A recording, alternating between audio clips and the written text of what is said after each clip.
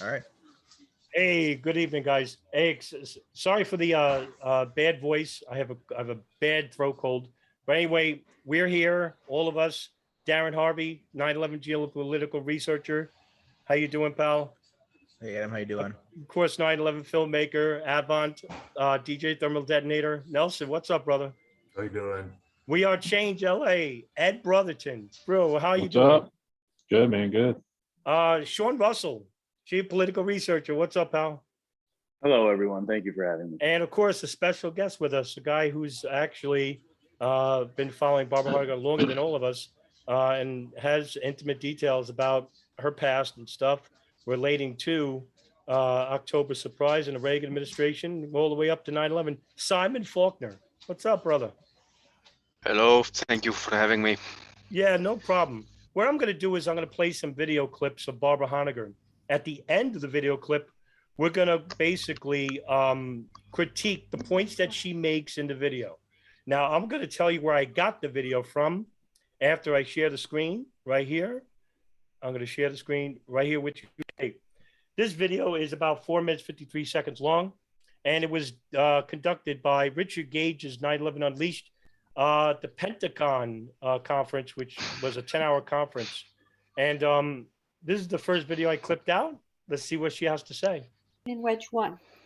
The released videos, we're going to see them, some of them, do not support the official story of a wall impact at almost 9:38 or that the plane was Flight 70. And by the way, to anybody in this room, if you want me to stop to address certain points, just let me know. And we're going to see, we're going to go through these in more detail, but this is the list. The videos that were released originally, the first 5 frames, and then the 2 outside security camera videos that have the 5 frames within them that were later released in 2006 in the Moussaoui trial by the FBI have no original timestamp or date stamp that's visible. It was removed. The videos were doctored to show part of a plane approach. You want to stop real quick? I'm sorry. Yeah, sure, please. Yeah, I want to address that. No original timestamp. There were 2 gentlemen who was working on the security system for the Pentagon at the time of the attacks. Those guys were did an interview, and they were discussing, the security cameras, et cetera. And the reason why there was no original timestamp on the video footage is because there was when there's a glitch in the system where when they output, it actually timestamped it to the output of when the video was outputted, not when it was actually captured on video. So it was that was the glitch in the system. They fixed that. That's why you had a timestamp date. It's not that it didn't have an original timestamp. It did, but the date was from the day after when they actually retrieved the footage, because when they retrieved the footage, it timestamped it when they retrieved it, not when it was actually recorded. The 2 gentlemen you're referring to is Steve Pennington and Brian Austin. That's right. They actually did a oral history on November 9th, 2006, and that's recorded actually. So they do talk about why there isn't a timestamp. Now, there's another video, of course, that she didn't bring up. Maybe she will in this, where it shows a wrong timestamp, but it shows that the day after. I think it's September. Yeah, that's the one I'm referring to. I think. Yeah, basically the reason why it shows that timestamp was because that's the time it was ripped. It was. That's right. That's correct. That's what I was talking about. Yeah. Right. So here we go. Dispositive only of an explosion and fireball at or near the wall beyond the heliport firehouse, not of a plane. Okay, I'm leaving off the one that's in yellow because I couldn't find that slide. The known dispositive videos. Dispositive is a legal term for you can prove it in court to a jury or a judge. The known dispositive videos that the FBI has, we know they have them, have been withheld by the FBI and the government. And most importantly, as we will see, the Sheraton Hotel roof video camera videos have been withheld. Numerous other videos have also been withheld. Many, many, many of them. We have proof of that now. Other released videos that have been released aren't important, and they also have the wrong time for the alleged impact. The DoubleTree Hotel security camera video digital clock reads 9:34 and 10 seconds. It's not anywhere close to the official story alleged impact time of almost 9:38. Same thing for the Citgo gas station security camera video digital clock that has been released. Now we're going to go through these. This is a frame, a very important frame. It's the second frame, frame 24, from the security camera video, the first security camera video that was released, and with the 5 frames. And you will see down below it says September 12th, and it says 5:37 That's the video in we're the talking afternoon. about. Yeah. Well, we know the reason for that, and that's because that was when the Pentagon and the FBI say that the frames were downloaded from the security camera. But the original, believe me, the original security camera has the date and time stamp, which they don't want you to see. Okay, why? Oh. Massimo Mazzucco I love how you just himself. said that. It's like, Yeah, believe without me, any evidence. to believe support- me. Yeah. Yeah. And Richard has interviewed him on his podcast. He and his colleague have done a digital video analysis of the frames in those 2 outside security camera videos. And his analysis is very clear that at least one, if not both, were doctored. I'm not going to take the time to go through this, but please do watch it. And at the bottom gives you the link when my PowerPoints slides And are put up. Sorry, we'll have your PowerPoint up on the description for this session soon Yes. tonight, right? Yes, I will get it to you after the presentation. Yeah. go ahead. Okay, so be sure and go to Massimo Mazzucco's Pentagon, the part 4 of his Pentagon documentary, the 9/11. Hey, Adam, can you stop it for 1 Yeah, second? sure. Just want real quick, Massimo Mazzucco. Just want to let you know that he also believes the FBI did the 1993 World Trade Center bombing, and that Ramzi Youssef was the informant. So, just want to give you a quick update of what that guy thinks. So, Well, Maybe- not only that, Darren, the bigger thing is that the following film he did right after that is about the moon landing being fake. He's a Yes. moon landing denier. Once you've crossed that line, you've lost credibility. Of course, we know what you're going to push in conspiracy theories. yeah, so that just shows right there that her source is Questionable. probably not the most legit one. So I Right. just want to bring that out. And he's Italian too, so yeah. and start at 18:30 minutes in, and you will see the analysis. Okay, and here again are the 2 key frames that he analyzed, that his video digital analyst analyzed. And these are key frames 23 of both of the 2 security camera videos. The video camera 1 that the 5 frames were released from in early 2002. And then this one was also released, the security camera from which, close to the first one. And it comes from that camera is on this side of this post. So when you get to this security camera, you have a clear view of what is blocked by these 2 posts in the first security camera video. And so again, no date and time stamp. They don't want you to know the time. That's very important, because everything in this presentation will show you that the actual time of the plane destruction at the Pentagon was 9:32 and 30 seconds, approximately over 5 minutes before the alleged impact time, over 150 feet further to the right or the south along the west wall. Okay. So these 2 frames over here, we're supposed to believe that that's the nose of the plane right there. But you just have to watch Massimo Mazzucco's analysis. Oh boy, there's a lot to unpack. Who wants to go first? Well, yeah, where do you begin? I love how this is the problem with Barbara with a lot of her claims, that she doesn't, it's like, please believe me, trust me. They don't want to know this because this, it's all speculation. She's just like, she doesn't know why something exists, therefore she just makes something up in order to, and then puts that forward as the reason without knowing for sure. So And that's what bugs me about her with respect to her the way she does research. Can I say something about this? Yeah, go ahead. It's kind of funny is that Craig McKee was the one that promoted this particular section of the video about the claim about the video being doctored. And his article was responded to by Adam Taylor. He wrote some articles for AE, and he wrote for a blog debunking the debunkers of 9/11 truth.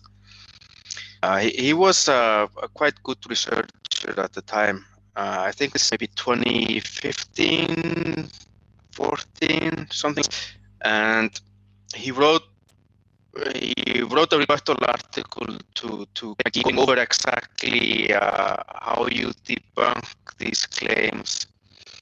And I think Craig McKee he never answered, or he kind of just and I think Adam ended up writing him 2 articles, kind of reminding him to why don't you respond to the critique? But of course, Craig McKee, you know who he is, so he couldn't do it.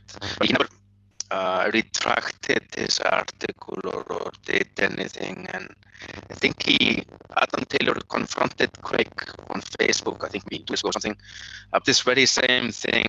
And it's just kind of one of those things where something has been answered, something has been gone over, addressed, and they ignore it. They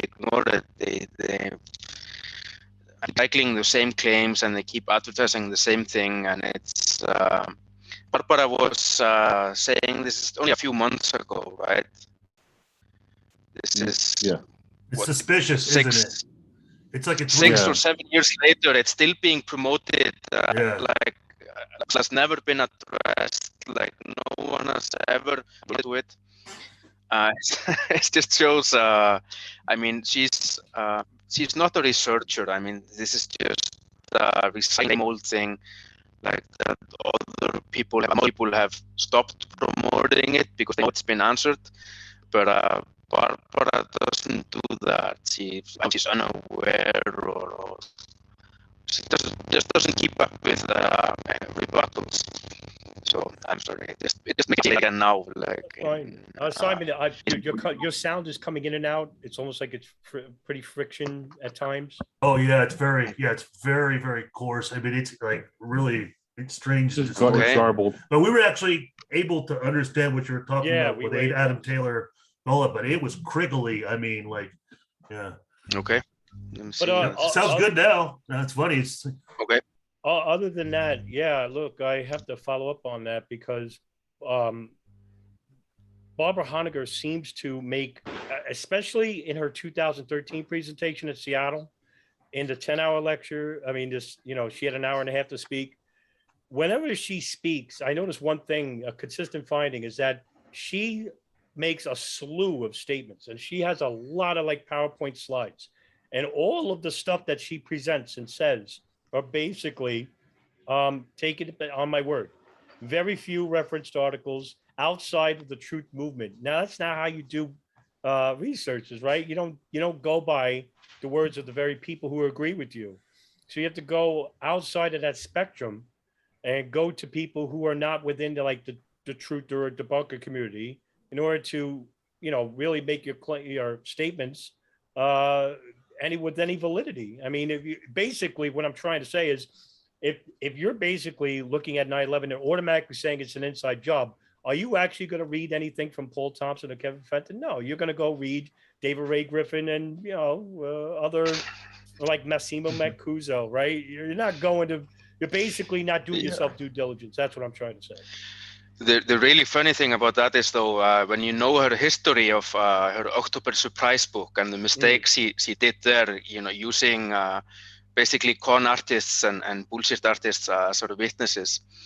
So if she was a real researcher, she would have learned something from that experience. But she's still doing exactly the same thing. Exactly the same thing, just sloppy research. But it's even questionable, like what she was doing before she was even writing that book, because she had that whole thing with accusing the Reagan administration of sexism, and it's just she was really criticizing the media because it just she comes off really goofy from even that point, and she was already talking about like I'm going to come out with a book already, so she was already hyping it up, but she did not look good in 1983. I can tell you that. That's a lot of the White House officials said about her. She wouldn't keep it in-house. She would always go to the public, and that's why they couldn't really stand her. They ostracized her for that because she wouldn't talk among them. She'd go to the public. It was almost like she wanted to be the hero, right? She wanted the focus to be on me.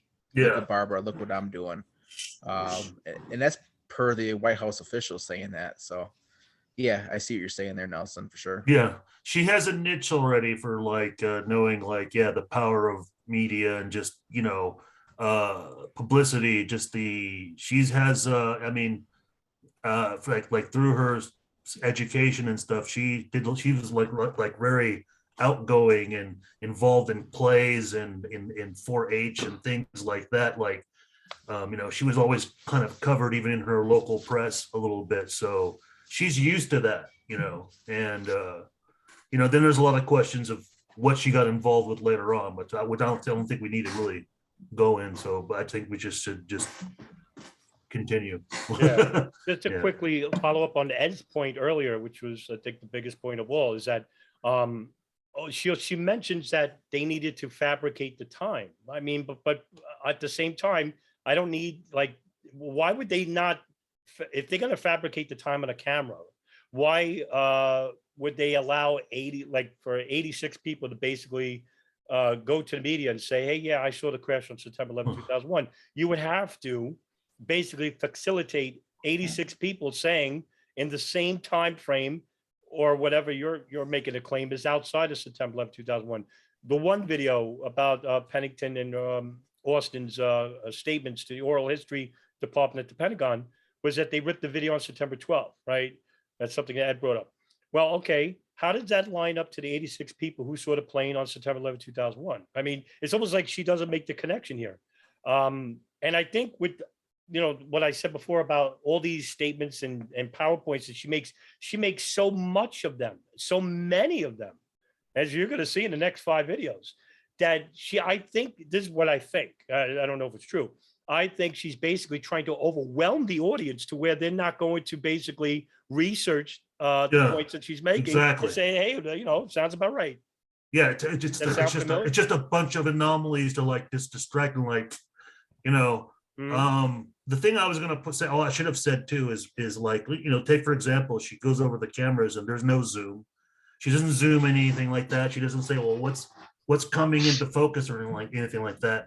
And then in regards to, being that it's the Pentagon thing, when it comes to David Chandler and Coste, they had no chance to get the show and do a close up and, show that, it's an American Airlines plane. You just can't see it, just really pixelated, but you can tell by different colors, different patterns, that it's right behind the box in one angle, and you can see it, and that's not done here at all. So John, do you have anything to say? Well, she's pointing out camera frames, but shouldn't camera frame rate be considered when we're looking at what this video is capturing? Basically, she's showing us that the video isn't capturing an airplane, but what are the odds that the video would even capture the image of the plane based on the frame rate? Yeah, exactly right. Really good point. Yeah. All right, so what we'll do is the second video is taken from the Richard Gage conference, and one thing before we leave that I have to, it's another example of normally when you would make presentation like that, you're supposed to mention if someone has tried to refute what you're saying, and this is one of the things that Coste and Chandler have addressed, that those video frames. Chandler has a video especially about that, and he showed. No, it was Ken Jenkins who made the video. It's called "Seeing the Pentagon Plane" or something like this. Oh yeah. It's Pentagon showing they plane go puzzle. over how it actually show how you can actually see that it's the A8 jet. Oh yeah. But normally she would have to mention that video and go over that, why they are wrong about that. But it's just another example that she just skips over it and repeats the same old claim like it's just. So it's another example of the same thing. Yeah, that's a really Yeah, good point. great point. Yeah. That's a really good Also, with Ken Jenkins and David Chandler's work on seeing the Pentagon planes, Simon, they're factoring in also the lens type. It's the warped lens in order to try to see more area, right? And that deforms the image. Yeah. So even what is shown is warped. Yeah, because the wide-angle building lens- is like a mile. Yeah, wide angle lenses. Exactly. Wide angle lenses are typically going to give you a much more distorted image. You're going to have curves on your edges, things like that. And especially in that time frame, there wasn't a lot of technology out there to straighten those curves out. There's Photoshop and stuff, but it wasn't as good as it is today. But yeah, you're exactly right. I mean, there's all kinds of things to take consideration. You got your lens, you got your frame rate, you got your shutter speed, all those things, and so all those things have to be taken into consideration when analyzing these videos. All right. The second video is basically from the Richard Gage conference, and let's see what she has to say on this one. What about a missile from a helicopter? You're going to see more about this later, about this important helicopter that was buzzing around the Pentagon, helipad, and going over to I-395 and coming back for almost 5 minutes before that plane came in and was destroyed by the helipad. Cheney acknowledged having ordered the shoot down of Flight 93 to Chris Plant. You can see it at that. And from the NORAD tapes, quote, 93 is down. Flight 93 is down northeast of Camp David. Confirmed. This is a quote on the tapes. He, meaning the plane, exploded. He exploded. If we have to take anyone else out, I recommend we use A9 missiles. I've got Cheyenne Mountain, which is NORAD headquarters, on the line. We're now terminating all exercise inputs onto the screens. And that was only after the last plane went down, Flight 93. So, that's to prove that the military is not only willing and able to use missiles to take down planes, but they did on 9/11. A Marine Corps military helicopter was flying between I-395, as I said, and the Pentagon helipad for almost 5 minutes, 4 minutes and 42 seconds, just before the plane flew in. We'll get to the plane here in a moment. And took off only 3 seconds, effectively simultaneously, just before the plane exploded there into a fireball. Oh yeah. What about a missile from a helicopter? Yeah. So there it is. Wow, There's so the much missile on from there. the helicopter. A helicopter. The Yes, missile from, Nelson. because it goes to a helipad, right? Not Right. a helipad. Not a helipad. There's a lot of deception right there. Yeah. This is the point too about with truthers is they're obsessed with this shoot down order. So well, okay, so what's the issue if it was shut down? Wasn't it part? Isn't that protocol? Thank you. Isn't that what they're bitching about? That's what I'm saying. So what are they bitching about? Now, was it shot down? No, but even if it was, what's the issue? Yeah, the government was screaming at the mountain from the mountaintops. See, we saved lives. Yeah. Unfortunately, we had to take out a plane, but we saved lives. Yeah, they didn't reach its target. That was one of the complaints. Why didn't the plane get intercepted by our military? Well, if they did, why would they hide it? Well, they even brought up F-16s there, but they weren't armed.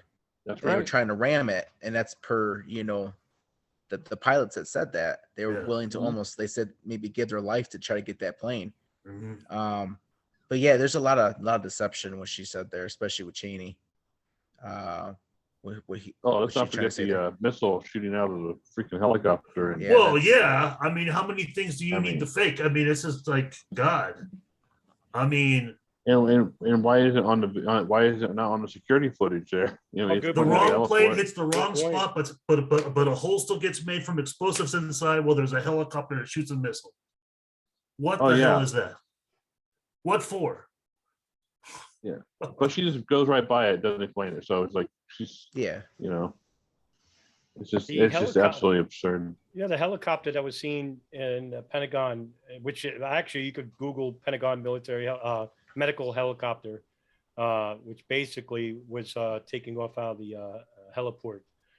There was also another helicopter that was seen flying around the Pentagon, and yes, it lasted like around 4 minutes long.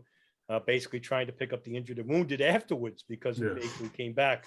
So I don't know what she's talking about. This is what I'm saying too. Is there one eyewitness that saw a helicopter shoot a missile? No. None. Okay. Okay.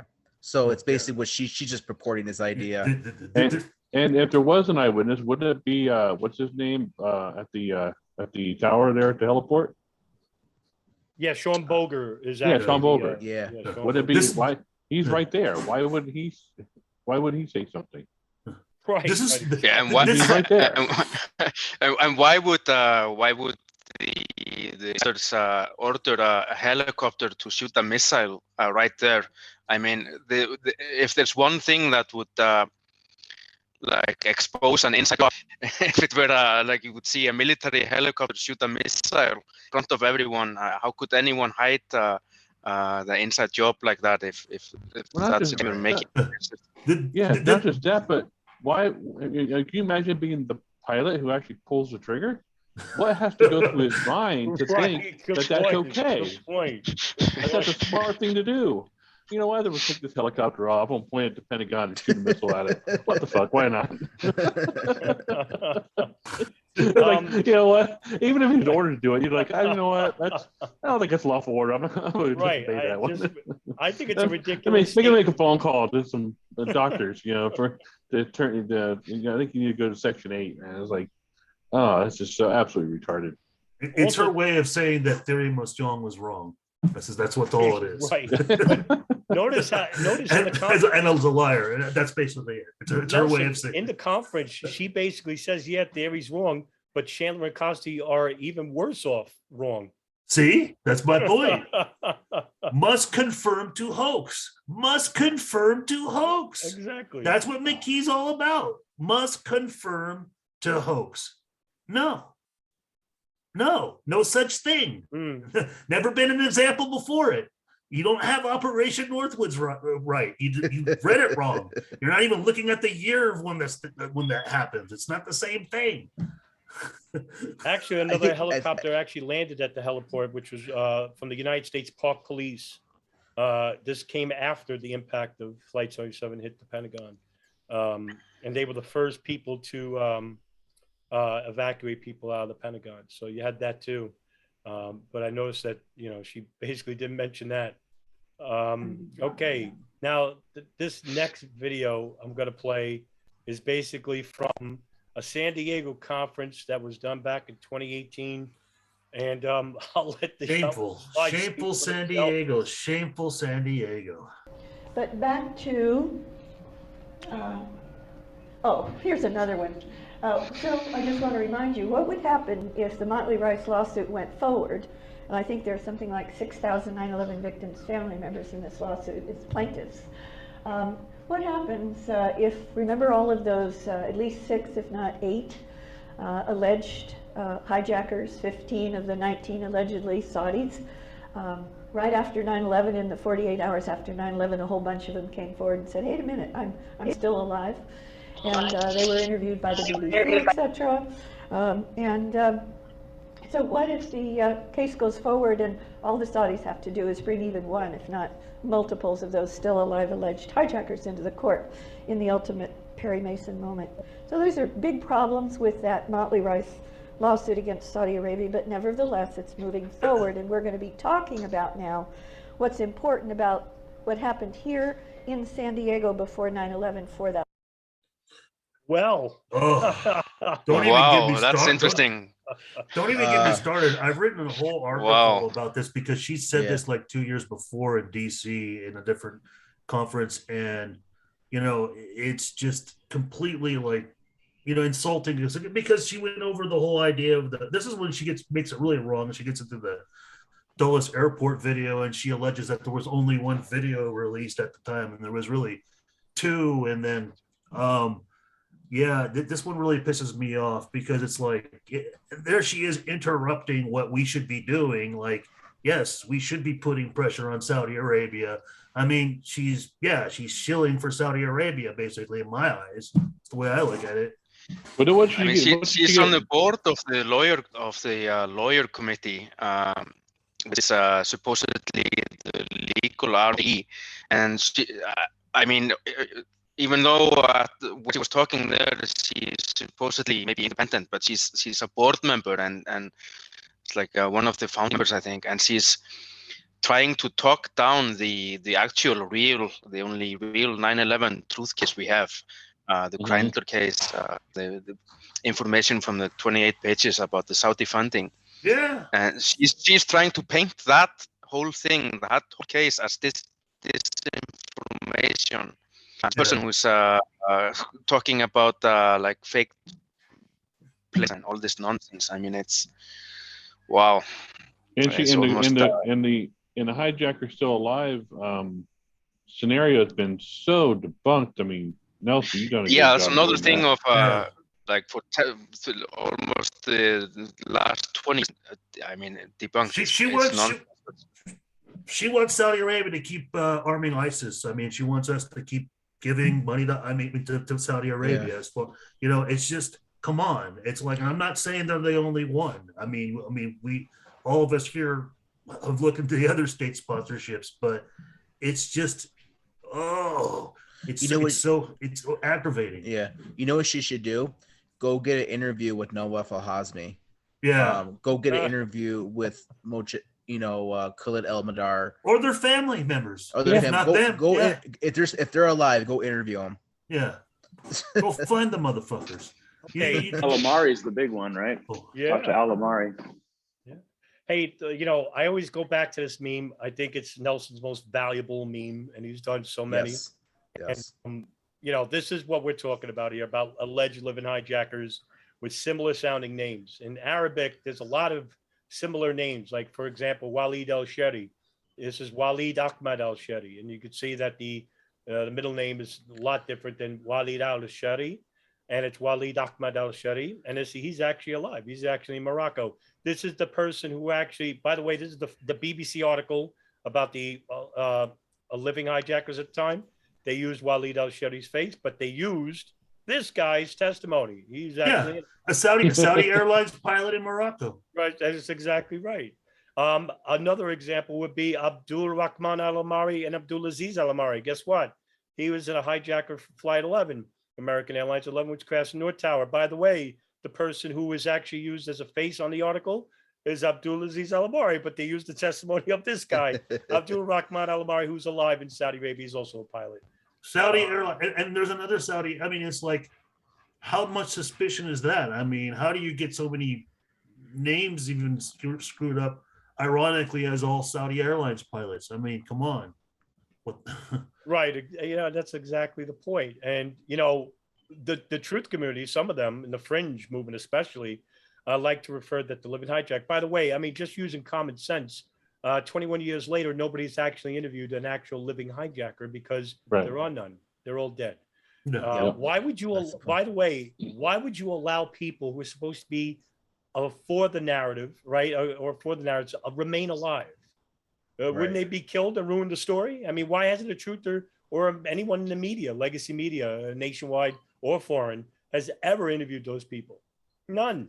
They've interviewed these people who have similar sounding names to the hijackers themselves. They found the living Al-Madar. His last name wasn't Al-Madar, it was Al-Mamadi.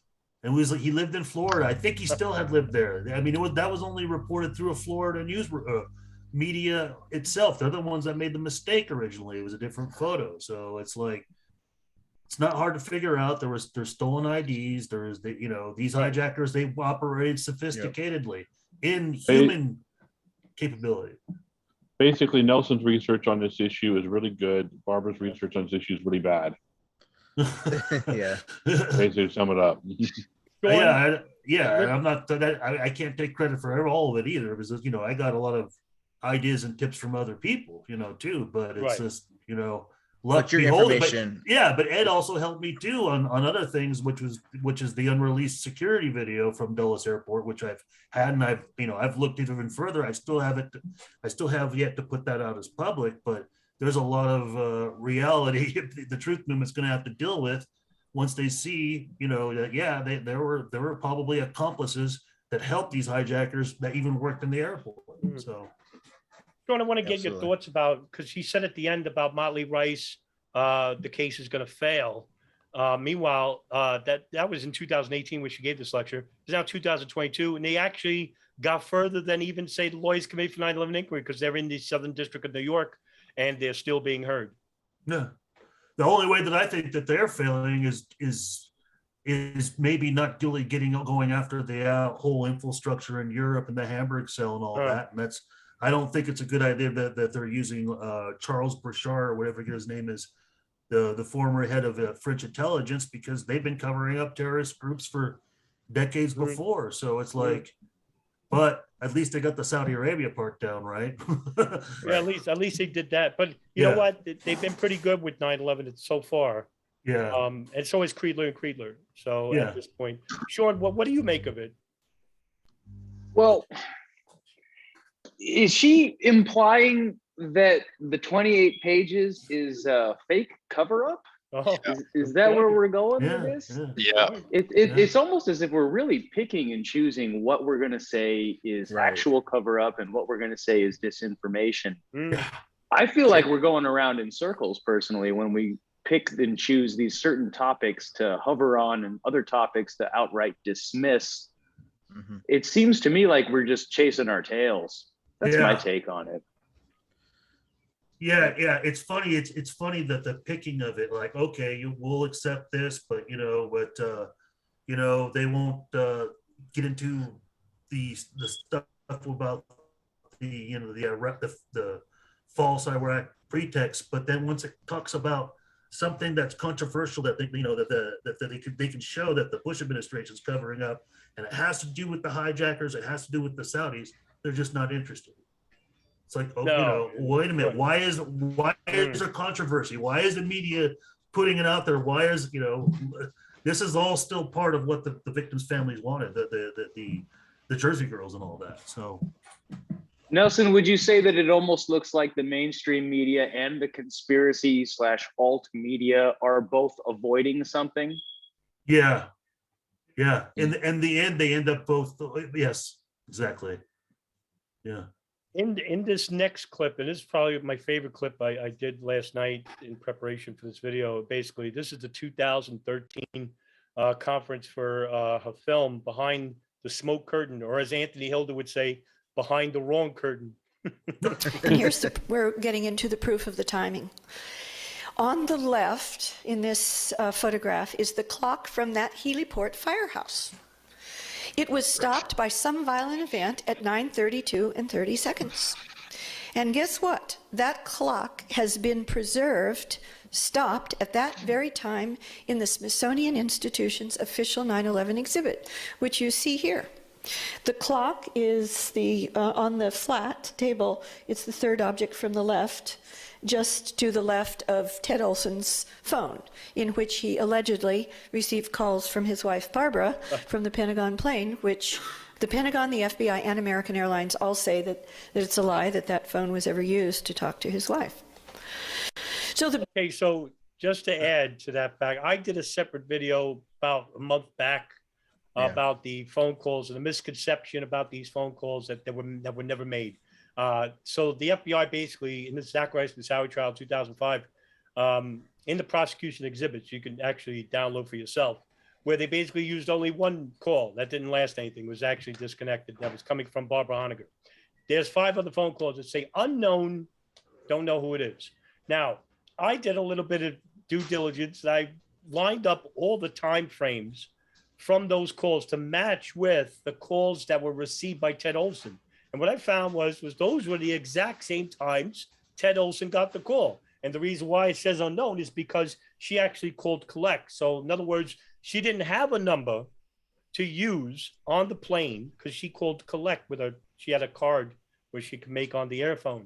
So most of those calls were airphone calls. And basically, when she passed through the operator patched her through to the secretary. I forgot her name. I think it's Lori something. And then she patched the call over to Ted Olson. All of those time frames match up at the same times that Ted Olson got the call. And that's Barbara Olson. Who else would it be?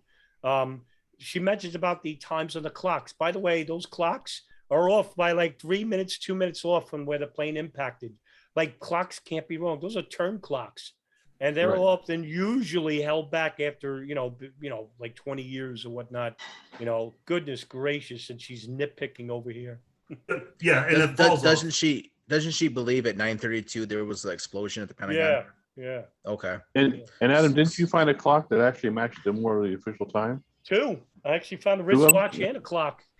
Yeah, she's talking about a clock. She's talking about a clock, 1 clock. Yeah, like there's only 1 clock in the Pentagon. So singular. To her defense, she does reference also the security footage timestamps and the clocks on those as well at some point.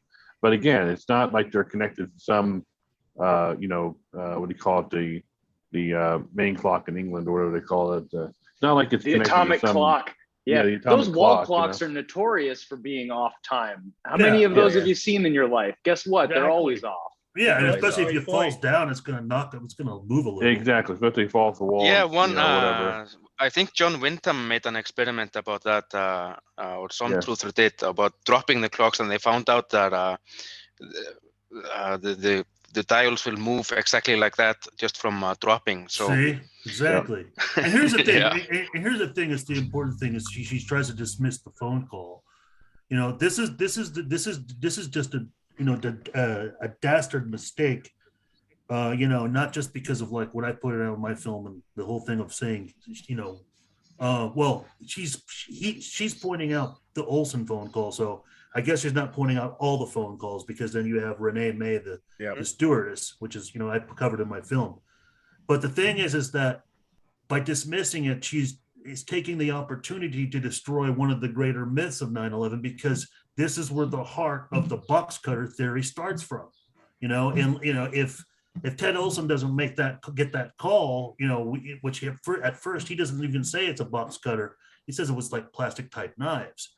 So if you don't even have that, so if she's not even making these calls, you're not going to be able to make the discernment. But more importantly, is like what I point out is that she's making these calls from the calling cards or calling collect, but she's telling the operators what the hell's going on, on the plane, and she says to the operator that the hijackers got guns and knives. Completely contrary. I mean. And she also said there were 6 hijackers.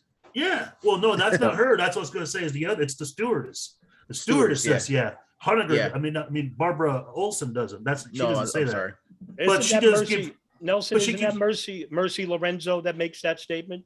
I believe so. Yeah. The AT&T operator said there's guns and knives. Yeah. And all of it's important because it's like even with Barbara's the rest of the conversation, the details saying that everybody got pushed to the back of the plane. With the pilot.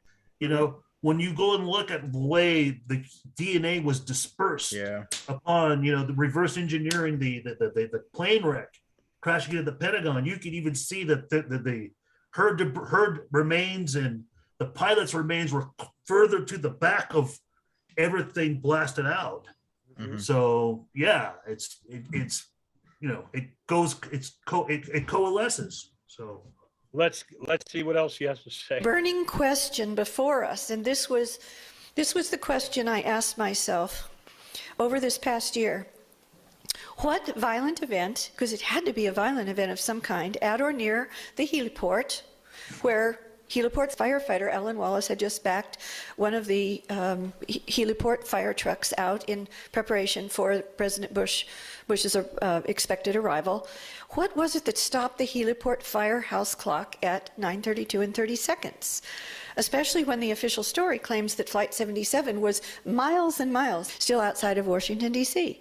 and wouldn't even approach the building for 5 minutes and 16 more seconds at almost 9:38, 9:37. technically at 9:37 and 46 seconds. What stopped the heliport clock? Multiple witnesses state that at 9:32 and 30 seconds, now they don't give the time, you infer that from the combination of the converging evidence of the witnesses' testimony that I'm giving you now and the stop clock of the heliport.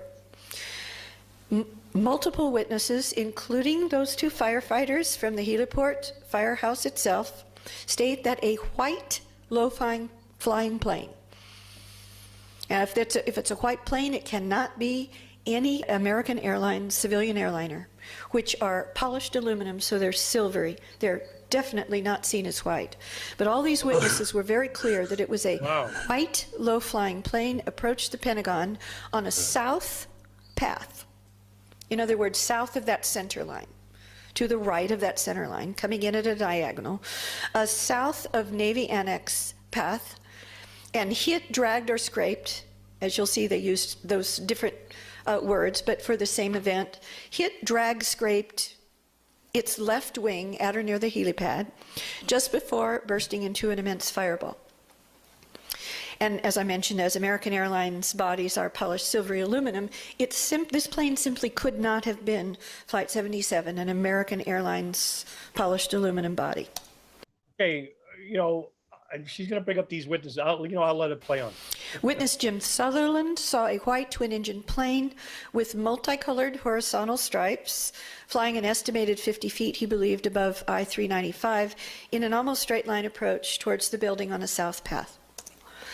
Pentagon heliport firefighters, as we've already seen, their names are Alan Wallace and Mark Skipper, are direct witnesses to a white plane approaching the heliport and exploding into a massive fireball near the firehouse, which would have killed them had they not noticed it at the last second and literally run. One of them, Alan Wallace, ran away as he saw it coming in. He thought maybe 200 and 250 feet from him, which is difficult to estimate because it's coming right at him, to his left.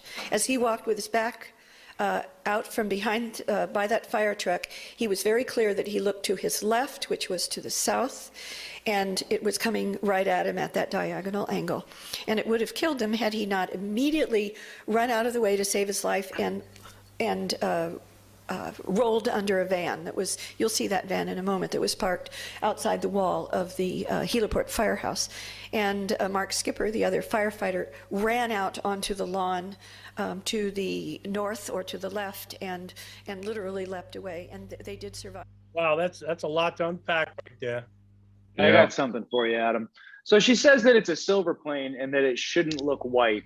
That's what she's basically saying. Well, the image she shows looks white to me, but it also occurred to me that if it's a reflective surface, it's going to bounce light, and reflected light looks white anyway. And that's why they think there's a pod. That's why they think there's a pod on 175 because of reflected white light. So either way you slice it, it's a white plane. It was a bright sunny day. Isn't the nose cone also white on those planes? It would nose cone. I think it's white. Coming towards a white building like the Pentagon. Well, also too, the way light works is that when light reflects off a surface, it actually bounces back the color of the surface it's reflecting off of. So the light would actually bounce back as silver, but when you're looking at light in that respect, it's going to look very, very. It's going to be basically white. It's going to be blown out from an observation, but it's it's because it is a reflective surface like a mirror. Yeah, you're getting the reflective. Well, it actually changes the surface, the surface color actually because of the light. So it's well. Let's ignore that part. Let's get down to the nitty gritty of the whole freaking thing. I mean, it's just like stupid. I mean, holy shit! I don't even know where to begin. So the plane flies to the heliport and then bursts into flames, but there's no momentum to carry the energy of it forward anywhere, and then it like disappears. What I don't understand, poof, and just like instantly, spontaneously combust into like some other dimension. I don't know what the hell she's talking about. I don't know why she's. I mean, for God's fuck's sake, man, it's like, does she even think this stuff through?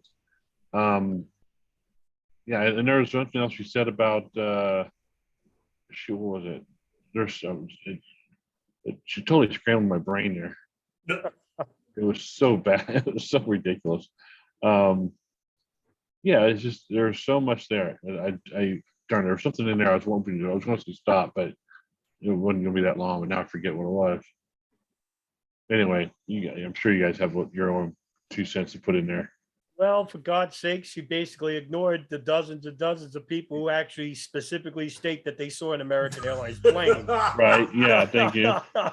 Jesus Thank That's Christ. the big one. Goodness gracious. Now, what does she say to that, right? That's Yep. like CIT ignoring every single buyer that saw the plane coming in from the north. Was it the north? What do they claim? It's south or north? North. Thank you. They claim north. Yeah. So all the people that said basically south are ignored. And basically all the people that saw American Airlines, according to Honiger, are ignored. So I'm like, and what about all the American Airlines debris that's laying on the outside? That's one thing. But she has direct witnesses. According to her. Direct witnesses. I Yeah. don't know. Jim Sutherland, basically in the John Judge and Penny Schroeder list, which has the list of entire people that were there at the Pentagon. Jim Sutherland never claims to see a white plane, and neither does Mark Skipper and Alan Skipper and Alan Wallace. Wallace. Yeah, well, thank you, Alan Wallace and Mark Skipper. There's another third fireman from Fort Myer, and I forget his name. They all basically said they saw an American Airlines plane. So, and by the way, remember those witnesses? She never references where she got those statements from. Right. That's another point.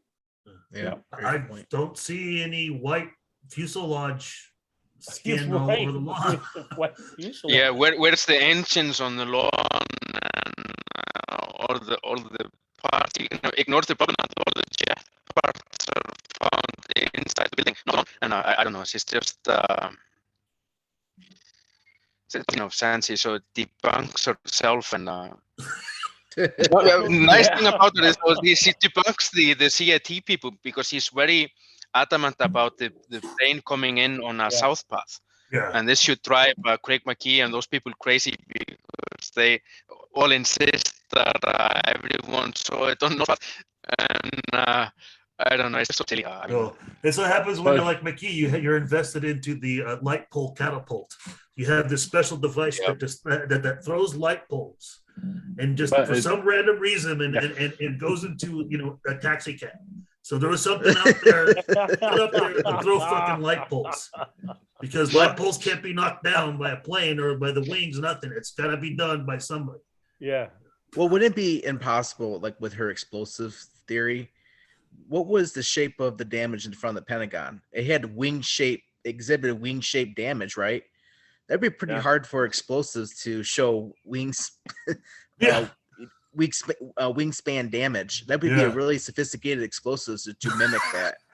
Well, not just that, but she's going to actually, she's going to actually discredit her own plane theory because she's going to later on discuss how there's no huge plane parts and therefore no plane. Yeah. So it's like, that's the whole problem with the Pentagon thing with truthers, is they bitch about, there's not enough debris in the lawn. Well, there's a lot of debris, but there is. You got to think there's a lot of debris inside that building. Now that means you have to prove that all those first responders in there are lying or planting evidence. Okay, and you can't do that. It's impossible. No, they can't show a crumpled up Flight 175 and Flight 11 down on the sidewalk next to the wall, the exterior wall of the building. No, it went into the fucking building. Yes. And the really funny thing is that they're not bothered that they contradict each other. Like Craig McKee and Barbara Honegger, they work together, but they completely debunk each other's theories. Craig thinks the plane went in on a north path and went over the building, and Barbara Honegger says no, everyone saw it coming on the south path, but it crashed on the lawn. but they never argue. They never duke it out. It's like who has the right theory. They're bothered by they debunk each other. Just as long as you have a theory that's not the official story, it's okay. But there's no evidence for it, and they debunk each other. That's okay. It doesn't bother them, and they don't argue about it. That it's not in public much. It's just I don't know. It's just. So in conclusion, you have around 9:32, a helicopter taking off from the heliport, and then shooting a missile to Pentagon while a white plane flew and hit the ground and exploded, and then coming from a south side approach. Meanwhile, the witnesses, within 3 seconds of each other, by the way, and the witnesses there at the heliport didn't see the missile being shot from the helicopter, but saw the white plane exploding, but then disappeared because there wasn't enough plane debris to support a plane, but it was there. Right. That's about sums it up. Well, here's the thought. You already have a missile. It's called Flight 77. Why don't you just use that? Yeah, it makes a great second. It makes a great second floor and bottom floor hole. You have a plane going 556 with 77,000 pounds of fuel. Yeah, that's a bomb. That's a missile. Exactly. Like that's going to cause a lot of damage. Yeah. Simon, to bring up your point about Honiger and McKee, and they disagree. Well, at least they both can agree that Chandler and Cosley are wrong, right? And this goes back to this goes back to my point. Like if it represents the official narrative, any theory, even so irrational, will always be accepted because it's against the official narrative. And I think that's but one of those days their followers must see that Craig McKee is absolutely sure that all the witnesses saw the jet on a north path and it went over the building, while Honiger says it's on a south path and it crashed on the lawn. So it's absolutely clear that one of them has to be a bullshit artist. It's absolutely clear, but they're not bothered by both of them saying these completely contradictory things. So as long as they're not supporting the official story, so it's okay. Let's not bother them. So right, I think that's the main point here. Yeah. Without any parameters defined on what is the official version, as far as like your initiation to the truth movement or being a truther. It's like, is it over the Pentagon? No, it's pretty much always been around the World Trade Center.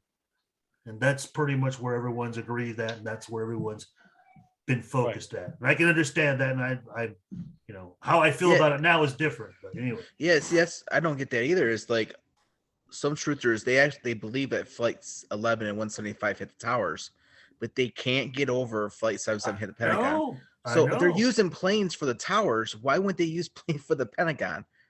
And why would they outfit them with a remote control and then fly it over the building? Does it make sense? Well, those are the people. If you find those, Darin, those are the people that are easily going to like watch Chandler or Costay's work because they just want to get it over with. Right. But that is weird that people can linger on and hold that for over a decade. It is. I know. So the next video I'm going to play is the final video, and it's also from the 2013 presentation she made in Washington. And by an amazing coincidence, this is a side note, but I think an important one because it talks to the passengers. By an amazing coincidence, in the Pentagon rubble, the official story claims that there just happened to have been found 5 unidentified body remains that the government presumes were the hijackers. But that happens to be the very same number 5 that the government claims were unidentifiable remains that it assumes are not the hijackers, which, just to be sure that no one could ever be sure that they were one and the same, they re-incinerated and dumped into a landfill. According to the Pentagon's own spokesman, there weren't any victims, however, or any plane parts outside the C-Ring exit hole at all.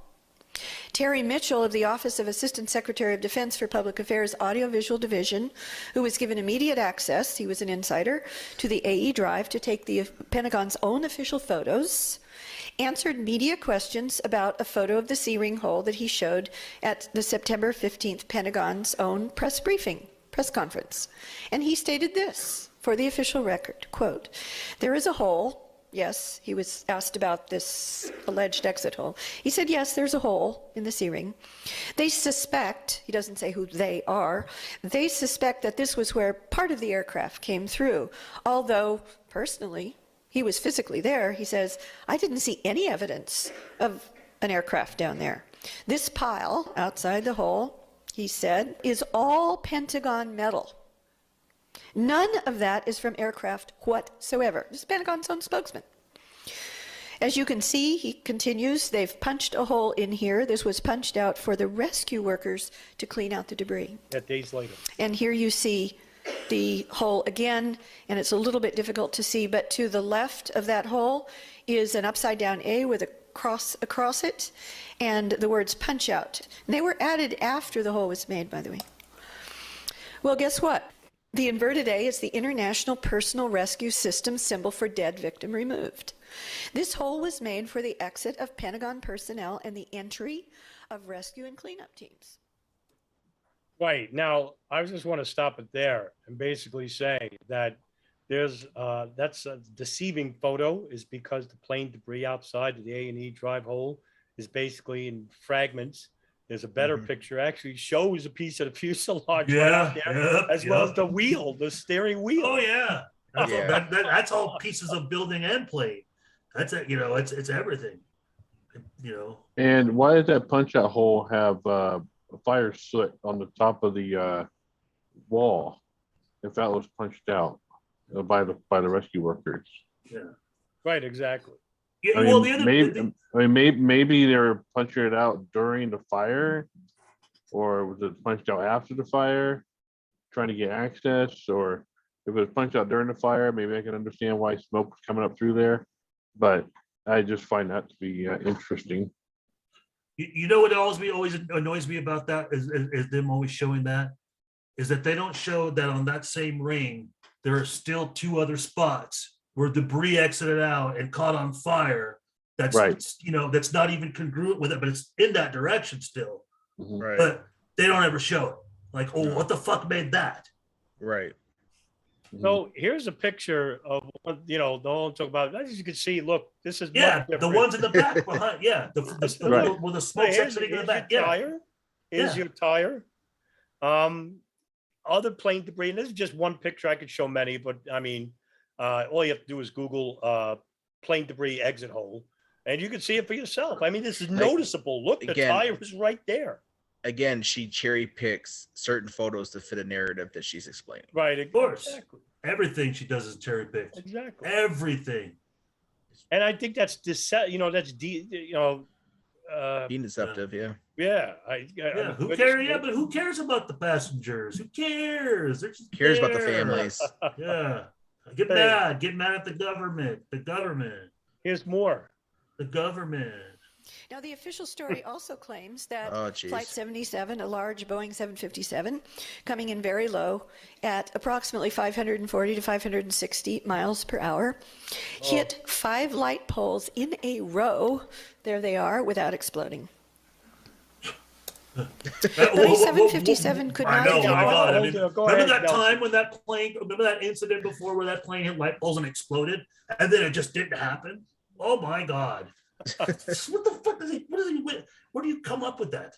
Could she just say that this just chalantly, like, it didn't explode? Shouldn't we have expected it to explode? What? No.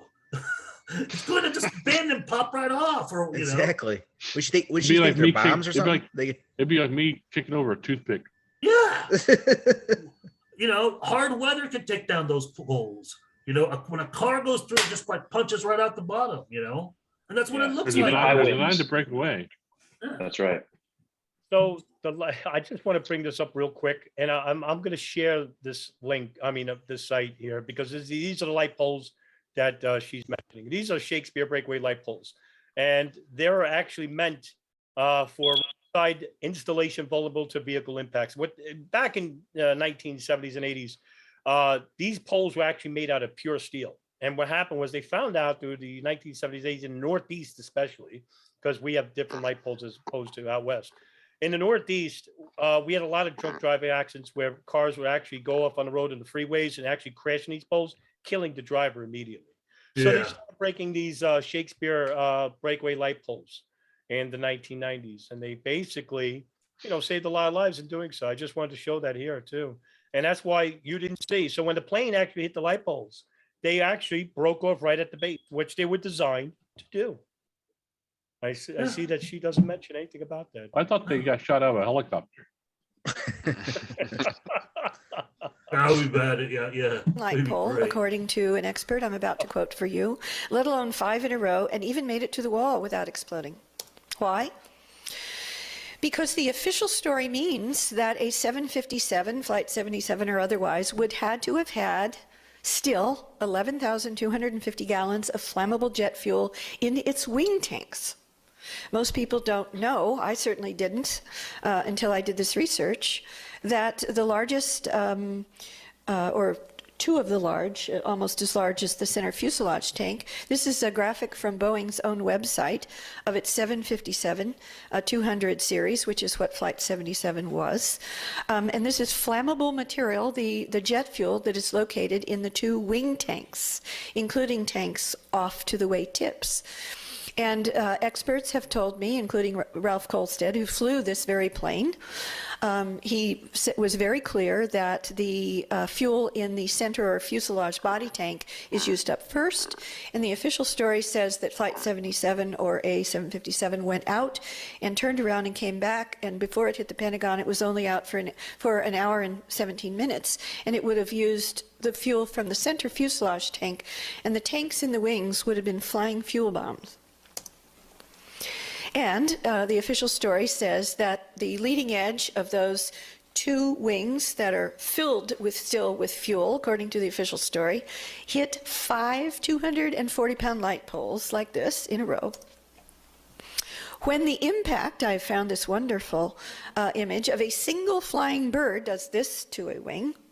And here's an example of what a single flying goose does to the lightweight carbon fiber nose of a plane. This is pure. Oh, sorry. I'm sorry.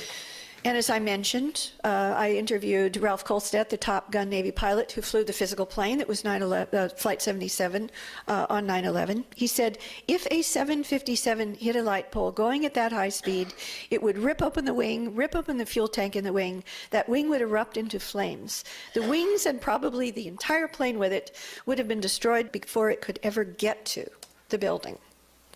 When a leading edge of a wing of this jet... Yep, I got you.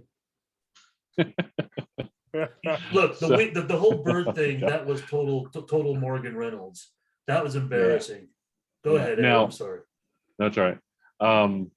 So I have so Ralph Kolstad, he's a former Vietnam fighter pilot. He was an instructor and flew commercial airlines as well, like 20 some years.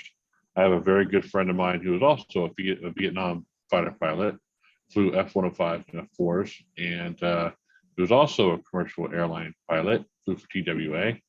And I asked him about this particular pilot's claim with respect to 9/11 and the light poles. And my friend said, just because you're a pilot doesn't mean you're sane, number one. Number two, he said, that a 200,000-pound aircraft will take down those light poles and not even think twice about it, not even feel it. It wouldn't be nothing for that to happen. And number two, he also said that this particular pilot evidently has flown way too many hours and zero visibility, meaning he's had his head stuck up his ass. And then he went on to say that tell this woman that he knows of a doctor who can increase her lithium dosage or to help with her insanity. That's his quote. So Ed, let me ask you, is this the only pilot that's ever said this about the lamp poles? That it could be that the plane will ripped off, get ripped off. The only one I know. The only one other than I think some of the members of Pilots for 9/11 Truth, but Jeff Lattice is a I talked to Jeff. Yeah. Mm-hmm. Yeah, he doesn't make he's like this is easy. It's like there's no way that that those light poles would have done any really significant damage to those aircraft flying at that speed at that mass. So it's like it's ridiculous. I've And he got- also went on to, and Jeff Labs also said that the corkscrew turn of the turn is something they learn in the first day in flight training. It's very common. It's not even a corkscrew. It's just like, Yeah, you have to be able to turn around to be able to come in for a landing. You do. a turn. yeah, they avoid. Here's the main thing. Here's the main thing they avoid. They avoid to mention that whole turn took 3 fucking minutes. Took 3 minutes to do that turn. That's how long. It's not just like 30 seconds. No, 3 whole minutes. Think how wide and slow that turn is to do 3 minutes. Right. You know, but I was gonna say is that I even have a photo of a parked plane moving and it knocked down a light pole. Right. It's just insane. I mean, Does sure. the video- If the plane didn't knock down the light post, she's asserting something else. Yeah. Right. Well, here's the main thing that tells you everything she thinks about flight 111 and 175. She must think must have been some reinforced something because it shouldn't have gone in through, it shouldn't have cut through the goddamn building. Because she's using, Morgan Reynolds, same logic with the birds, or look, this is what happens That's when right. there's a plane. That's what exactly Morgan Reynolds' big shtick was no plane, I've got video of Morgan Reynolds doing one of his first speeches about the no plane theory, and there she is. She's there. She's there in the audience. So is the plane supposed to bounce off the building? Is that what they're implying? Yeah, just like, but the bird isn't supposed to bounce off the plane. Yeah. Right. So it's like, if you imagine the plane being the bird in this case, hitting the building, well, the bird being the bird hitting the plane being the building. It's like point. it's they're proving their own point, Right. wrong. Yeah. They're contradicting themselves. It's Morgan Reynolds crap right there, straight up. And that just tells you everything. Right. Hit just a single light pole. It sheared the wing entirely off, spilled jet fuel and wreckage over 100 feet, and crashed the plane to the ground. When the same thing happened to a large airliner, now that plane was smaller than a 757, but when the same kind of thing happened to a large airliner like Flight 77, which was in Detroit in 1987, 18 feet sheared off the left wing, which is the one that hit the light pole, when it hit 2 light poles, going at only 222 miles per hour, which was less than half the reported 540 to 560 miles per hour that Flight 77 was allegedly going when it allegedly hit 5 light poles in a row. Why wings or why did she not mention what flight that was in Detroit? Right. She just says a flight. I mean, I could say that. Yeah, there's a flight that went 200. She doesn't even mention the flight, the time. That's weird. I'm sorry. That's a red flag. Normally you're supposed to put the flight and the incident and all that. Yeah. Yeah. Yeah, I don't know. I don't believe her. No. Well, that's what I'm saying. Like anybody can say that. Where's her evidence to back it up? Is there an article that shows that this what happened? That's what you would. I would imagine. Morgan Reynolds' website probably.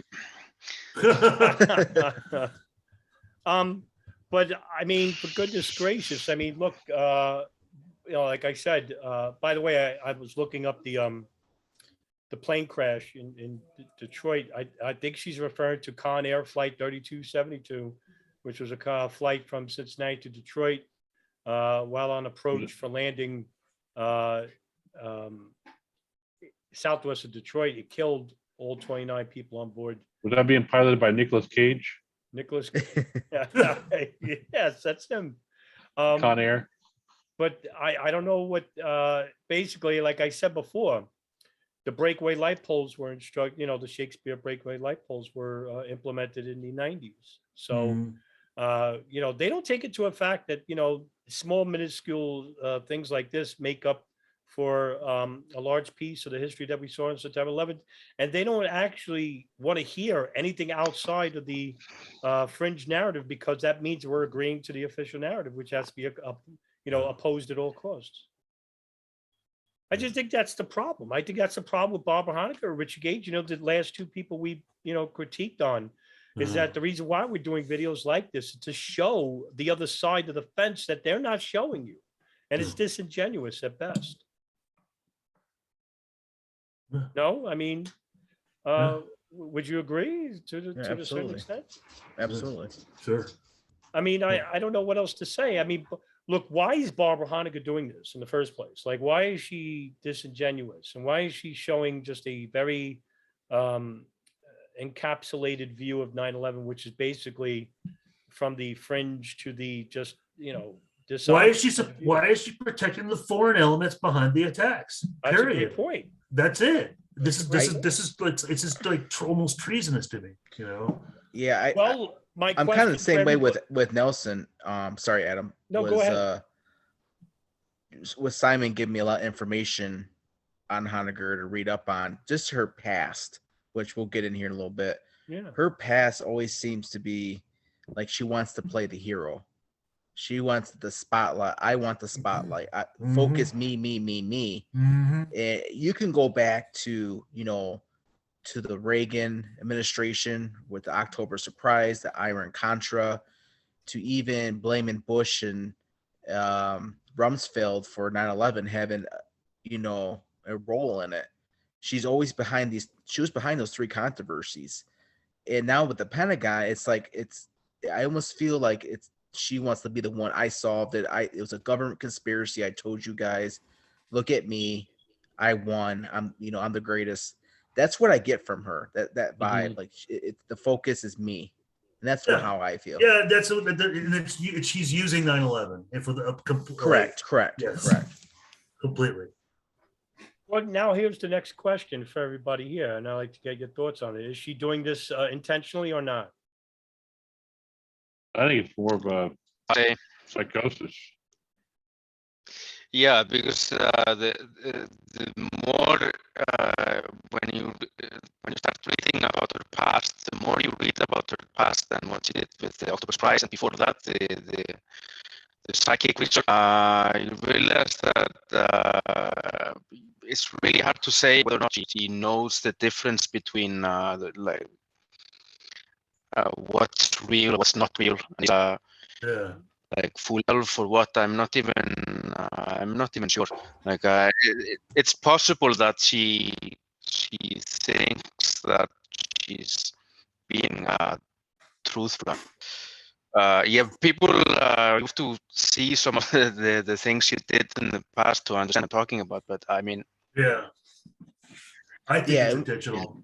Yeah, and we'll go over her past here after we're done with this because we want to give the audience. We could do that now, Darin, because that's all the videos we have. Oh, we're almost at what, an hour and a half already right now, right? Yeah, I think it's important for us to talk about her past. Sure. Simon's giving me some good information. Starting, when she was young, she wrote an article stating that she thought she was psychic at 3 years old because she was able to basically say, hey, my best friend, she's getting a bike for her birthday before they even brought it, and how she was able to predict that. So that's at 3 years old. So just going through that at that age and recognizing that, I think that's a little weird, in my opinion. Yeah. I look, I mean, maybe some people aren't very academic and outgoing in school, and I understand, but she comes from like a family, like she was a family like that already. I mean, she was very heavily into 4-H. I don't know if you guys know what 4-H is. No. And how would you explain 4-H, Ed? Oh, 4-H? Yeah. It's sort of like it's like pre-Future Farmers of America. I know that. Something like that. Yeah, exactly. It's agriculture. It basically deals with it's like an agricultural club. Yeah. It readies kids of a young age, in their, between maybe 8 years old on up to their early teens or whatever, to begin to take on a life on working in agriculture. Yeah. and learning how to farm and things like that. And then later on, you get into things like Future Farmers America, the Future, Yeah. exactly, the FFA and things like that. Yeah, I went to 4-H for a year or two, and it wasn't even. And I was when I was looking up Barbara Honegger, she was very, heavily into that. I did cattle myself, and she was doing cows and stuff. So, my point being is that some people try to even say that these things are like secret societies in a way. I know like a lot of people like to go in that route because I've heard people suspect that she could be a Mason or she could be, Morning Star. But I did notice that she is like one of those people who would speak at the Kiwanis Club when she in Central California where she's from. So Well, I think that in her defense, though, those smaller communities like that, yeah, those type of clubs and organizations are very, very big in those communities. Yeah. So I could totally see. I mean, gosh, I was where I grew up. We had FFA was huge. 4-H was huge. The Kiwanis Club was huge. Optimus Club, the Eagles, Moose Lodge. All those organizations are like the center of the community. Yeah. And all depending on where your status is at in the community will depend on which club you belong to. Exactly. So yes, and that's what I'm saying. That's the kind of status she comes from, basically, because she elevated like that, and obviously got into all this stuff in college and going to the Bay Area, and then I don't know how she landed into the State Department or the I forget which department. Now as far as like that type of upbringing, I don't know. I don't think it has anything to do with. I think her. And this is us talking. We're not trying to do a mental health evaluation here or anything like that. Yeah, but just trying to understand like personality why. wise. Trying to understand why this person is in this movement with her background, making ridiculous claims, and then knowing that. And there's the thing, she's taken advantage of a lot of people who because of her background, coming from she came from the Reagan administration. Oh wow, look at that! Look, she got a publicity. She's got a publicity revenue. Yeah, look, world, look who we have on our side. She's a whistleblower from the Reagan administration. That's the kind of the myth behind her. Right. Whistleblower hero with the October Prize book. Right. A lot of people think she's credible. No. It's not true. It's not true. Yeah. So I think her. So I think where she got really her I guess a lot of her leanings, I guess you could say, was primarily, I think it may have been, I think it was her college years, like the whole Stanford Research Institute period. Being part of that because you had people like Russell Targ, who was part of that, and he was her mentor. And you had this whole thing going on during that period where they were studying up on all this parapsychology and things like that, and it was new. It was something new, and then she was a part of it. And then that gives you a false sense of importance. And then she's able to look back on her past and look at all these different coincidences, like the bicycle story and the feather story, and then go, oh look, I remember back then, and then she ends up writing about it and tries to make connections based on what she's learning at a particular point in her life, and then tries to make connections by looking back on her past and bringing it forward into what she's doing in that present time, and then that gives her like this, I don't know, it just gives her this weird sense of importance, and I think she doesn't mention much now that actually her master's is parapsychology, and she's of that group in the Stanford Research Institute, and the group of people behind that. We're talking about remember the movie the Man Who Stared at Goats? Which about is basically Albert Stubblebine, General Stone. Yes. She was not part of SRI. She was friends with those people, and Russell Targ was one of the guys running the program. She called him a mentor of sorts, So he was a boss, but a mentor figure. And she was involved. She was dating one of those people, and she was involved in those groups. And she was like a president of some society. And and she also thought she was abilities herself. She was not only part of this group. She thought she was one of the people with like special abilities. And Yeah. So she believed in that extrasensory perception, which is like a sixth sense. So I think she had like telepathy. The Shining. Yeah. She got Shining. The Force. So she was in. That's what she claims to possess. Yeah. But I want to read something real quick. Yeah. Go for it. Okay. So Ed mentioned the whole feather story with her. I think it was a professor. Was it Professor Moat? I think it was, or Mott. Something like that. Simon, I don't know if you know which one I'm talking about, but something about his cat killed a bird and the feather dropped. Yeah. Yeah, okay. And it was supposed to represent some kind of Egyptian god, the Egyptian Moat. Yeah. And that was a tell from that feather because her professor was Professor Moat. So to piggyback off the Egyptian thing, I just want to read this. She said that she wore a scarab, which is Egyptian, like Egyptian necklace. She was the first graduate in experimental psychology at JFK University. She advised Ronald Reagan to decide against using underground shells of ABX missiles because psychics would target them. Okay. Sounds like Jean Grey from X-Men.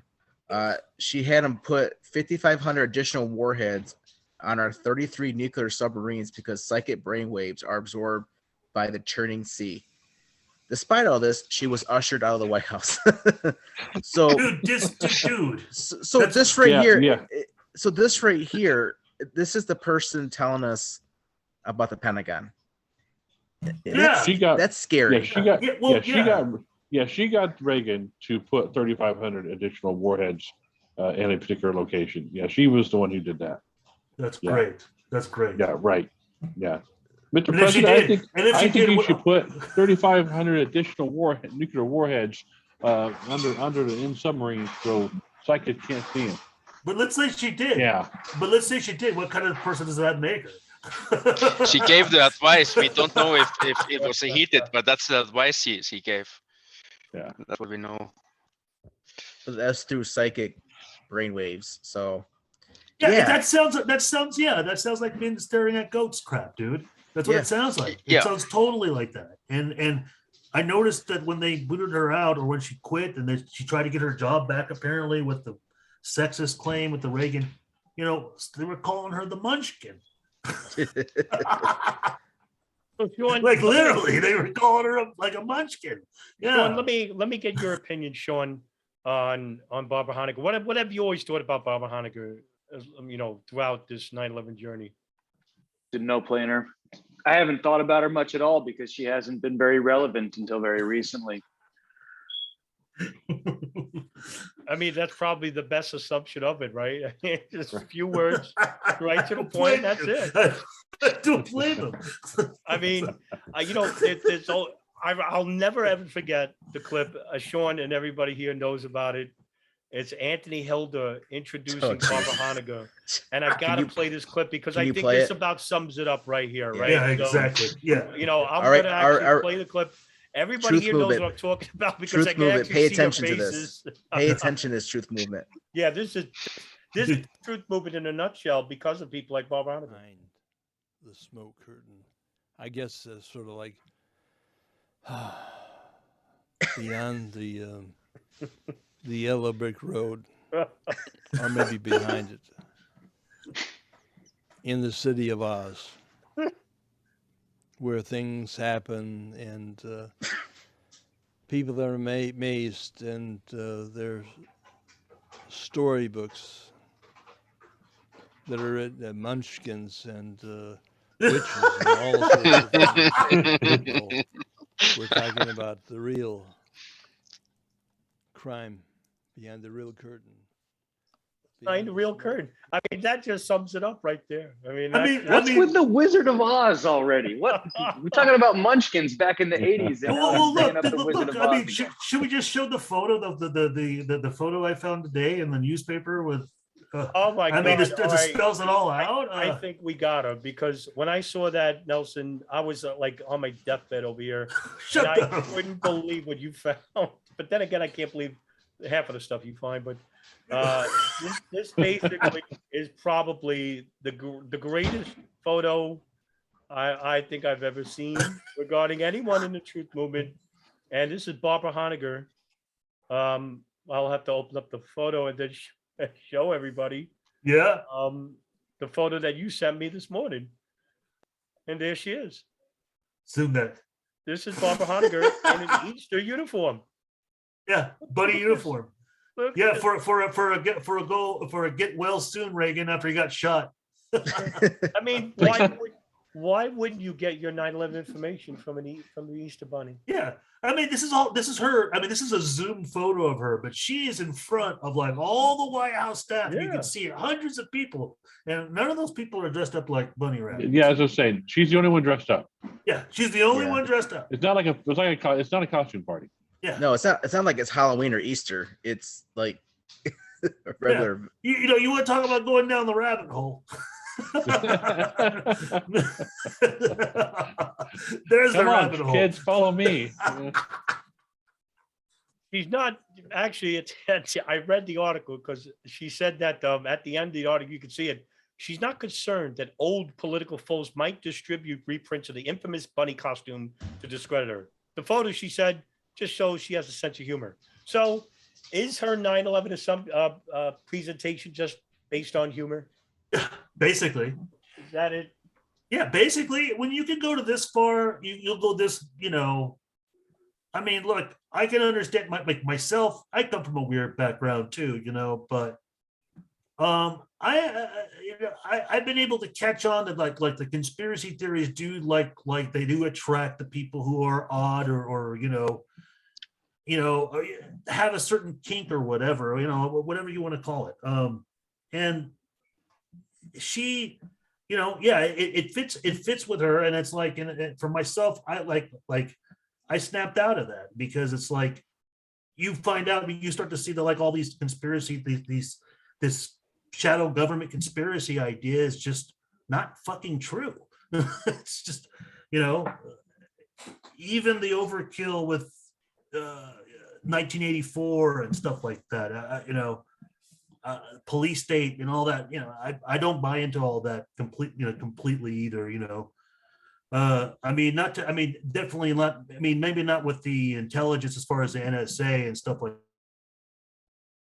that, but not to this paranoid level that she, you know, that's part of that whole, you know, conspiracy worldview narrative. So, You think when she was escorted out of the White House, she left by going through the wall? Is that true? I mean, is that? No, I'm just kidding. That's not true. That's a stubble bind. Cracking jokes. That's all. Yeah. I shouldn't I be, just but want- I am. I just want to bring up something before I think we could talk about the October surprise real quick and her Yeah, please. and her people that she used. But I think Simon brought this out too. She was like the originator of the space beams. Before Judy Woods. Yeah, was. that's the Yeah, October yeah. surprise book. Oh, yeah. shoot! Tell us about it. Yeah, that's right. I forgot. Yeah. Simon, do you have some more background? I just know that I think Nelson had an article pull up say how she used the Force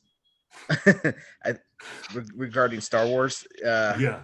Yeah, that's Well, it comes from let's talk about how she ended up in the White House. She was at Stanford working there, and she got a job with the Hoover Institution, which is there, which at the time was basically Reagan Propaganda Center. And this is the people promoting the Star Wars and all that stuff. This is the propaganda center for that. And her boss, what was his name? Martin Anderson. Martin Anderson, yeah. And then he got promoted to become working for Reagan in the Reagan campaign. And when Reagan won, she went with Martin Anderson over to the White House. That's how she ended up there. And so she has a background. I mean, the people behind her, first it's the psychic research people, and then it's the Reagan propaganda and the Star Wars and all that.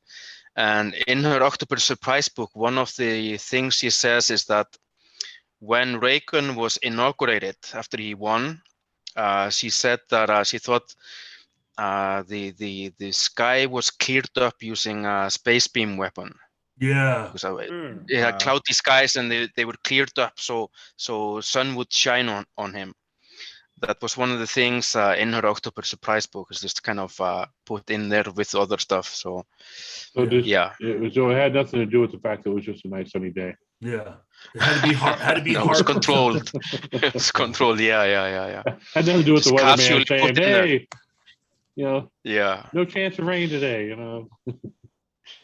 Yeah. So, yeah, I mean, it's important to go over her book for the October Surprise, because a lot of people in the Truth Movement give her credibility because they think she was this serious researcher, this White House insider, whistleblower that completely exposed the conspiracy. But what she actually did, I mean, there may or may not have been something true about the conspiracy or some version of it, but her book was intentionally or not, but her book was basically a textbook out of this information to discredit like a fantasy, because it was all her witnesses. She was so let's start with what the conspiracy was about. So it was about Iranian hostages being held before the election. Elections, right? Yeah, because so this because was Carter was losing in the Carter polls against Reagan. Yeah, Carter was losing in the polls because of the Iran hostage situation, and it wasn't looking good. And there was always this whole idea. There's always the October surprise, which is something big happens, and then there gains to be more favor for that president, and it didn't happen. Yeah, they were afraid that Carter would arrange to manage to get the hostages released before the election, so he would win. And so the conspiracy is about that Reagan officials made a deal to keep the hostages hostages until after the elections, and that's what actually happened. But they let him go in inauguration once Reagan won. Yeah. But there are, I mean, there were some. I mean, we know it's a fact that there were investigations that uncovered that the Reagan officials did conspire to they were following and monitoring what Carter was doing, and that may have sabotaged his efforts to make a deal to get him released before the elections.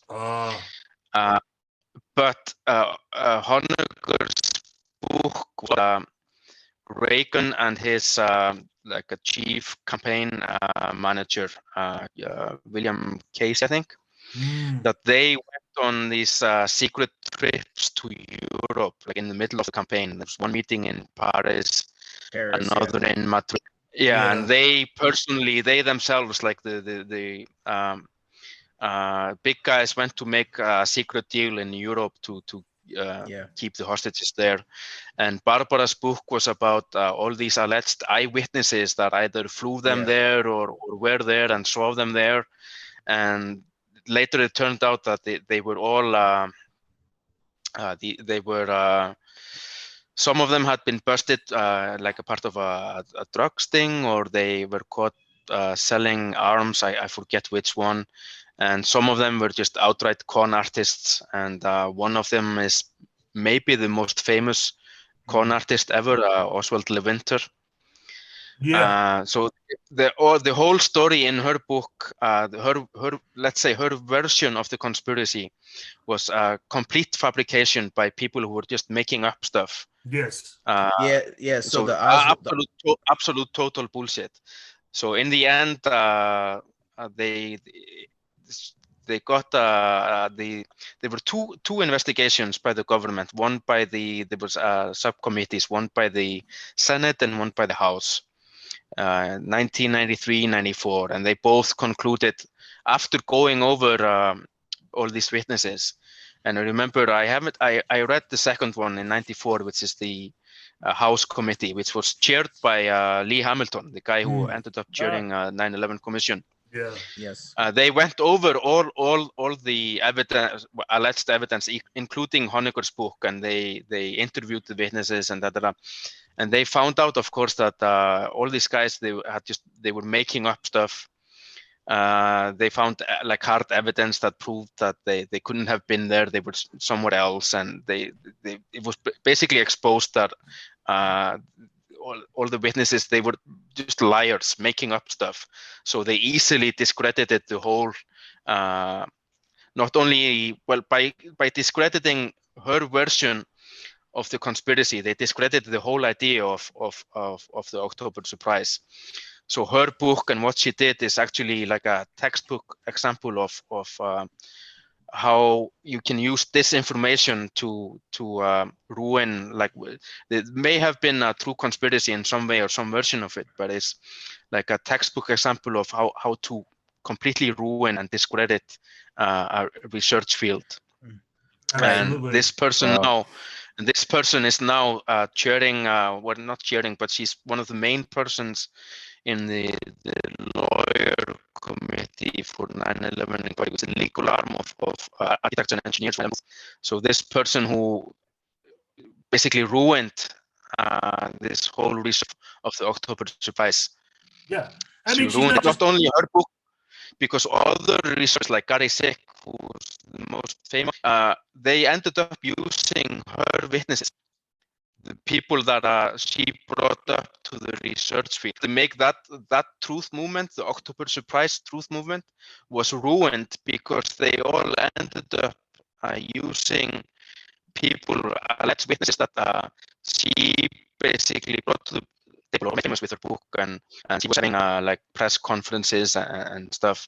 So she ruined that truth movement, and now she's chairing or she's like one of the main people in the lawyer committee for this person, and with her ridiculous Pentagon theory and other stuff.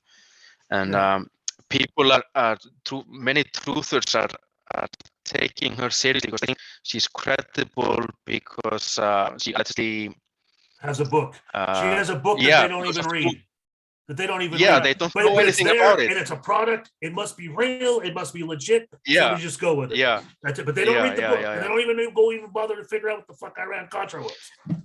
Yeah, and I mean, it's not like you can even read about it just by going, because the main media covered that movement.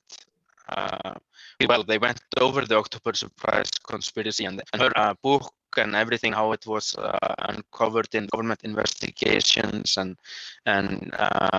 so you can get up like mainstream media sources that covered the whole thing. So I mean, she was kind of infamous for it, and no people have done any kind of research about her or her previous books, and not even mentioning the psychic. She doesn't talk about very much more.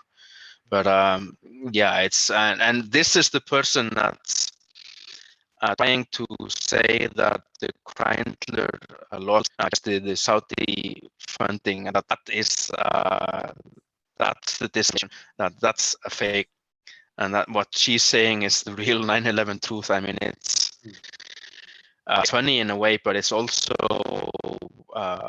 it's sad. Yeah, it makes me pissed off to see it. I mean, it's really wrong in the worst way. And yeah, the thing is, I don't think that she has the mentality to realize this herself and retire. You may or may not know that April Gallup's former lawyer William Weil confronted her about her Pentagon thing and ended up asking her to resign from the lawyer committee and 9/11 truth in general, because not only because her background research is nonsense and because she ignores rebuttals. So yeah, so this Barbara Honegger is the person that's like representing 9/11 truth, representing architects and engineers in court. Yes. Say they're going to court, And she's but been this is the behind person. AE. She's been behind Yeah. AE for a long time. She paid for, I mean, Yeah. I've had David Schlesinger tell me she paid for the spotlight they had for Building 7. I mean, how do you get money like that to rent something? I mean, so part of that organization, I mean, it's originally starts in Northern California. She's been up there. That's where she's lived. So yeah, you know, she's keeping this, she's been part of keeping this machine, this, you know, this I call it almost the fear-mongering crisis management of InfoWars. That's what I see it. And it's like, you can't keep that narrative anymore. Look what happened with Jones. Look what happened with Trump. Look at, you know, you have to change. It's time to change direction. It's time to clean up your act, you know? Yeah. The problem is that once you start talking about these kind of things, people get angry because they think we might be accusing her of being like a disinformation artist. I'm not even sure that she knows that she's maybe technically promoting misinformation. She may not seem, and we shouldn't even argue about that. It's enough for people to see her background and her track record, and they can see with the October Spice movement that she completely ruined it. And it doesn't matter if it was intentional or not. People can see it for themselves that she's not fit to put out research. She's not fit to represent any kind of truth movement. She's not in a committee. Yeah. And it's up to people, it's up to architects and engineers, and it's up to the lawyers in the lawyer committee I don't think she will ever be like resign on her own. William Wheel already confronted her and asked her to resign. She ignored it. So yeah. I think people will have to, like the lawyers there, will have to ask her to leave because I don't think she will ever do it on her own. But yeah, I mean, like, what else has she got going on? What else does she got? Yeah, well, that's one of the reasons why we're doing this video. You know, because you know, we want people to understand. You know, if you're going to have her involved in your group, like your lawyers committee for 9/11 inquiry, A&E, et cetera, you need to know who you're dealing with. And if you want to, you have they have the right to associate with whoever the hell they want to associate with. Just know who you're dealing with, and make sure that you're going to be associating with somebody knowingly and intelligently, and not just not just because they worked in the White House at one point and you think that's going to bring credibility to your organization. And don't wait until so did Morgan Reynolds. He worked in the White House. You know. So the worst thing would be if the Kreindler case starts to go mainstream, and we end up having Barbara Honegger and her truth movement with their the hijackers or fake claims going directly undermining the we have been screaming about that for a long time. And it's so the media would just be like a media clown horror show. They'd run the entire truth movement through a meat grinder. So I'm hiring. I'm looking for money, Saudi lobby. You can pay me. I'll go on her side. Didn't they do this back in 2006 when they were interviewing John Lear and Morgan Reynolds? I mean, that's the reason why they had him on in the first place. Yeah. Even Kevin Barrett back then, Jim Fetzer, that's who they allowed. And now with Simon, you know, this is something I try to illuminate as of recent times, is that fringe movement basically just seems to have gone away. But the one consistent voice that hasn't gone away is Barbara Honegger. Yeah. And my fear was that even if the lawyers committee basically did impanel a grand jury, she's basically going to have a voice in that. And God forbid if a grand jury has to hear Barbara Honegger or Jane Clark or Richard Gage at this point, it's a wrap. It's all over. And what will happen is that not only will it just label the lawyers committee as a bunch of, fringe conspiracy kooks, anybody else in the future who has any valid evidence of it, you know, this inside job or whatever, they're just going to be automatically labeled as a bunch of kooks, just like the Lawyers Committee. Yep. That's my only fear. But We're- We're at this 2 is why- hours. Yeah, pretty much. Yeah. yeah, we'll Yeah, wrap so, up yeah. the video with that, and we'll see you in the next video when we critique somebody else, but we don't know who yet. So have a good night, guys. Good night. Thank you, everybody. Thank you. Appreciate it.